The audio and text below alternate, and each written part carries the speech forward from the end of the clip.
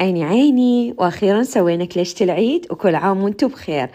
كل ما أسوي كليشة العيد كل أحد يذوق كليشتي يقول لي أنتي كليشتك مميزة ونقدر نطلعها من بين 1000 كليشة، هالقد ما طيبة وهشة وطعمها يذوب بالحلق. كيلو طحين نضيفوا له ملعقتين كبار شكر، ملعقة ملح صغيرة، ملعقة كبيرة هيل مطحون، وملعقة حوايج، وملعقة صغيرة من الخمرة. كل كيلو نضيف له قالبين زبد وملعقتين من الدهن الحر، وراح نبدي نبس العجين بهاي الطريقة لحد ما يصير العجين عندنا كليته بدهن. نبدي نضيف عليه المي بالتدريج، شوية شوية نضيف، ويكون المي دافي، ونعجنها لحد ما تصير عندي العجينة طرية بهذا الشكل.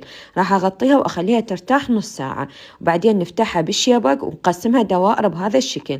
بالنسبة للحشوات تقدرون تسوون هواي أشكال، وإذا تشوفون بالصفحة مالتي ذاكرت لكم الحشوات هواية.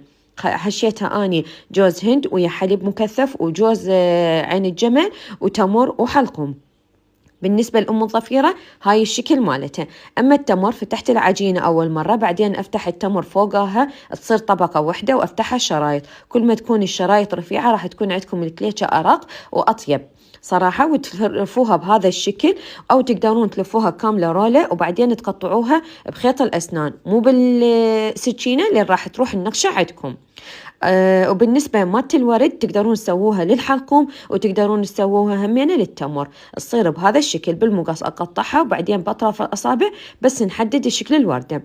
تدهنوها بيض ومخلوط وياه شوية فانيلا، وندخلها الفرن حامي على 180 درجة، نار الجو والفوق سوا. أو تقدرون تشعلون النار الجو أول مرة، بعدين نشعل النار الفوق على مود بس تاخذ التسوية واللون الذهبي هذا.